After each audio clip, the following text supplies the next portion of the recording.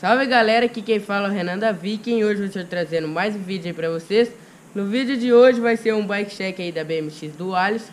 Essa aqui ó, bem top.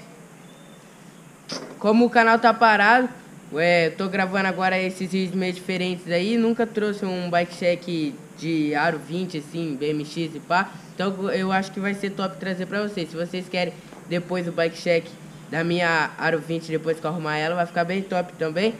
Queria dar uma notícia também, ó, que eu já comprei a suspensão da minha Viking e as outras coisas que precisa, então o canal vai voltar, só que eu vou deixar de surpresa que a suspensão não é 180mm como eu falei no vídeo, mas é uma diferente aí, então eu vou deixar no ar aí pra você tentar adivinhar.